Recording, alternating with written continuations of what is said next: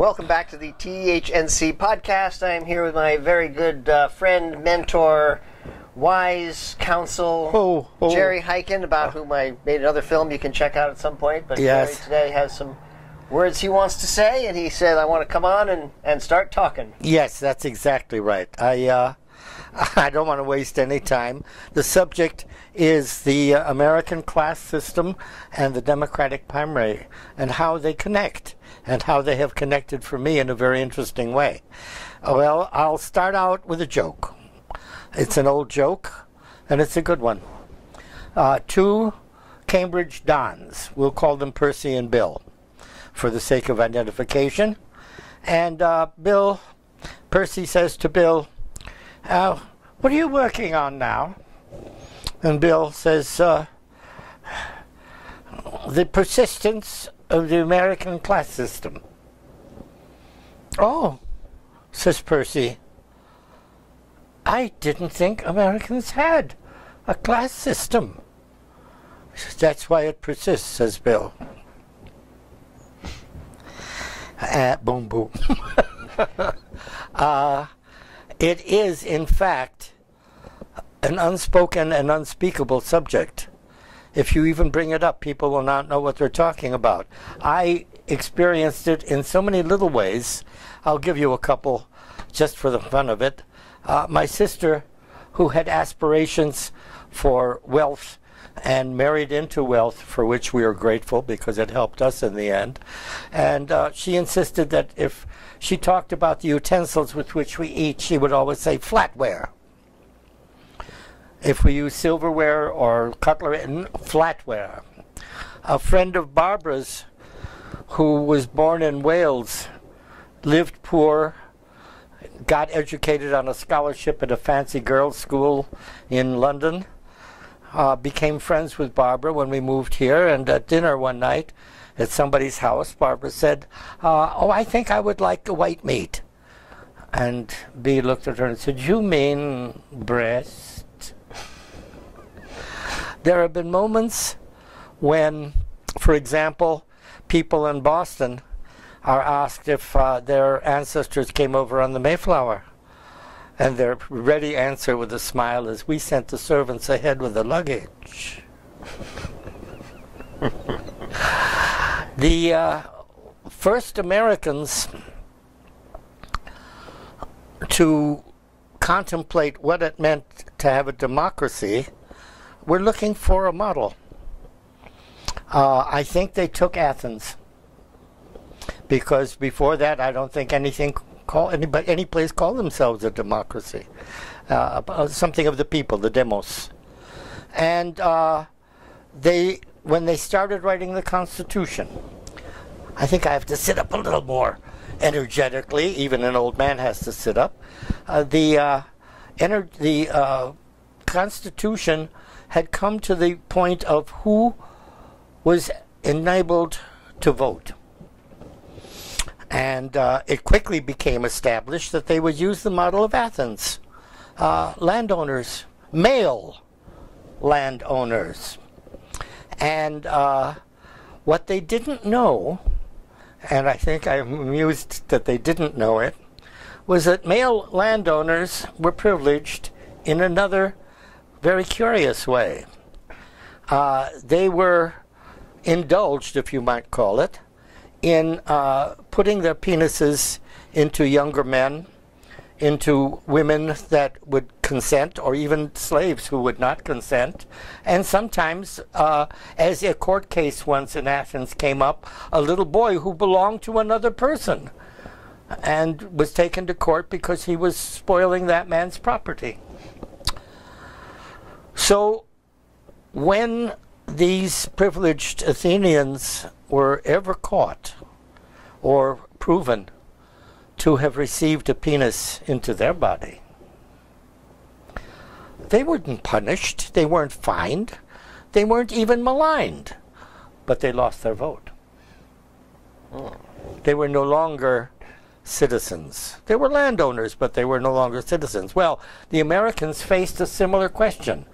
If they say landowners, what about Indians who own quite a bit of land.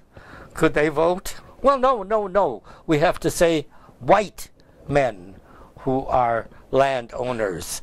And then some smartass, I don't know who it was, said, what about the Catholics and the Jews? Are they white? And according to the books I've read, they closed the windows, they locked the door, and they had at it for several days until it was settled that Jews and white Jews and Catholics who were rich enough to own land should be able to to vote if they were men. And that was because they could support the government. And they might not want to if they couldn't vote. Well, the class system now. I have to get back to that subject. I was at one time a counselor on the Council of Actors' Equity. It's a very high position, I thought. We determined what contracts should be signed. We determined what the rules of the contract should be. When I asked the council for a contract to be made for repertory theaters, they laughed. They said, don't be silly, there's not going to be any repertory theaters. And when I started one at Stanford, they had to send a special emissary from Los Angeles to say, we found a contract. We've made a contract for you. So that in those days, whatever needed to be done was done. But they could decide when not to do it. And this is the case that affected me very deeply. David Merrick, a multi-producer who was seen everywhere on Broadway, did a musical in the 50s called Subways Are for Sleeping. It was about the homeless. And the homeless sang and danced in the subway where they slept. But there was an odd exception. There was no person of color in the entire cast. And the people who picketed outside, the people of color, the actors of color, said, are you saying that there are no black homeless people? Are you saying that black actors cannot sing and dance? What is the reason we cannot be in this musical? And obviously excluded. And because nothing happened, people bought tickets anyway. They came to us. And they said, we would like an ad hoc committee, a committee with no power, but only advisory. We know that producers have to submit a script, because if it's licentious or defamation, with something that equity would not like to support, we can say, no, we won't give your support for this. But hardly ever happened. We would like, they said, to see these scripts and advise the producers what roles might be cast by people of color. Just might. And I thought it was a very good idea. And when they asked how many people wanted to speak on the subject, I raised my hand along with a dozen others, and they numbered us. And the woman before me was a Broadway star who you will never have heard of, called Peggy Wood. And she was called upon before me, and she stood up, and it brings a little tears to my eyes, and surprisingly, because I'm talking about it like this to you, she said, who do these people think they are? And there was a long pause because there was no answer. Do they think they're white? Do they think they should be as privileged as we are? Do they think they are people? And then she gave the answer. She said, it's folie de grandeur. Well, I knew a little French, and I understood she meant delusions of grandeur, but she was showing off. And she was not saying the truth. The real truth is, we will lose jobs if these people get in. Nobody on the council was black. And when she called on me to speak, I stood up and I couldn't. I was absolutely silent. I stood there and I finally looked at her. I said, Miss Wood, you've taken my breath away. I can't talk. And I sat down, and when they voted down the request, I quit. And I abstained from political activity until today. I once directed plays for the benefit of Henry Wallace when the communists at Wisconsin asked me to do that, and I did. Lorraine Hansberry, that's when I got to know her. And I put black actors in that show and several shows because I needed people. We didn't work in the university. We worked outside in a socialist club. And what happened was I read an article about Bernie in the Chronicle on Sunday after I read an article in the Wall Street Journal. Yes, I subscribe to the Wall Street Journal on Saturday. The book review section is marvelous. And they had an article, "The Establishment is Gone." And what was the establishment? White, Anglo-Saxon, Protestant. WASPs. They no longer rule America. In other words, don't worry about that anymore. Never mind that there is 1% of the population who owns as much as all the rest of us combined. That's not the establishment. Oh, no. Lie after lie after lies of omission. They don't actually lie. And so when I read this article by John Diaz, an editor, I don't know what kind of editor, whether he's the editor-in-chief or whatever, but he's an editor at Chronicle, and I read that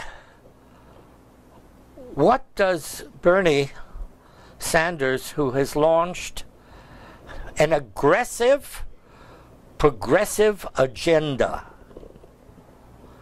think about his chances of getting any of this passed in Washington? As if that were an important question in a primary. The idea of a primary, I believe, is for people to say everything they feel so we know who we're voting for. And he's done that. Well, my back was up. Because I know what aggressive means. And I know what agenda means. I've heard about the homosexual agenda. It is a nuanced word that suggests that there are hanky-pankies going on behind the agenda. And then he finished me off with the next sentence. Sanders, who is a self-proclaimed Democrat and socialist. What a brave man he is indeed, that he should allow people to know that he's a Democrat and a socialist. Well, in my wife's family, her mother was red, her uncle was a socialist, a brother of her mother who her mother loved a lot, but nevertheless they fought like devils because socialist was a dirty word to a communist and is a dirty word to Mr. Diaz.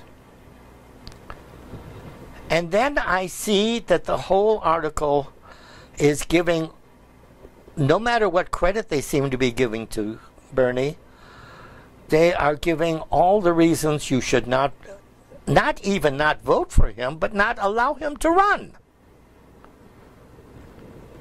Now, I can't understand the value of taking the votes away from people in the primary to give Hillary a chance, which they say she already has had. There's another lie. If they say it long enough, people will believe it. And so I got aroused. And I decided I was going to write a letter to the editor. And then I called Jonathan, I called you, and I called Nathan, a friend in Los Angeles who is also a filmmaker. And I said, I want to put this on the YouTube. I want to let people know what this man said. And then my wife questioned me. She said, is it that important? And I said, it is to me. She said, well, I don't think so. I don't feel that it's that important. And so in the course of my making clear to her what it meant to me, it got clearer and clearer that what was important was the abuse I have had at the hands of an American, a white America, who does not believe that there is a class system but uses it like a knife in the dark to prevent people from getting jobs, from keeping other people from owning homes. And the list is, you make up your own list. They didn't even want them to get married if they were not man and woman. Well, or white and white. Oh, white and white. That, when I was a kid, a white man and a black woman, or a black man and a white woman could be prosecuted. And I think they may have been kicked out of the country. I don't know what, but it was bad. And now you see what happens.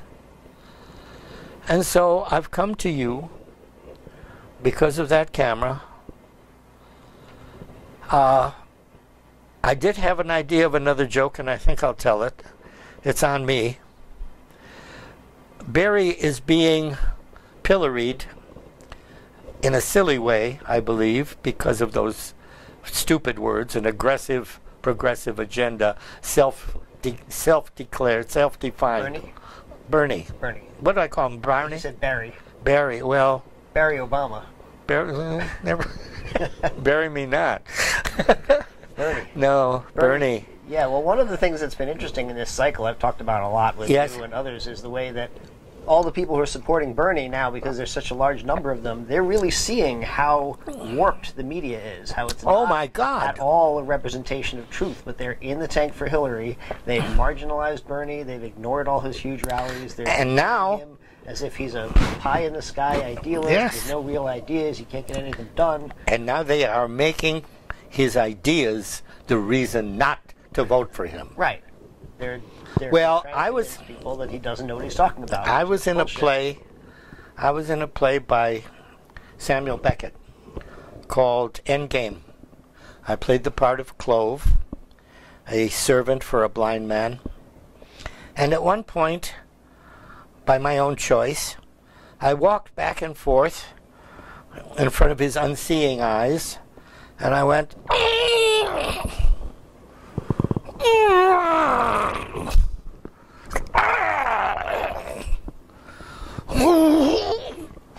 and he said, "What are you doing?"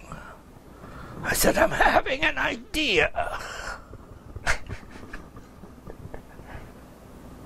And I thought about that this morning, that they've made his ideas into feces to get him dumped voluntarily from the election. It's an attempt to scrub those ideas from the current of thought. That's right. They're growing so fast, they can't stop it. All they can do is just rush to try free tuition. Suppress it.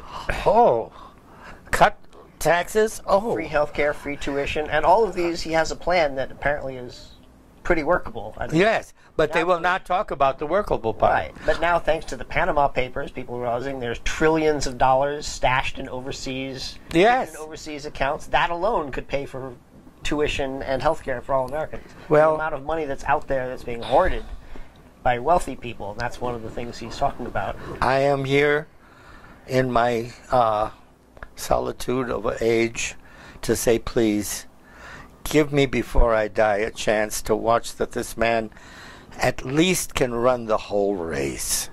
He may not have to win. Winning is something else. He does have to win. He does have to win.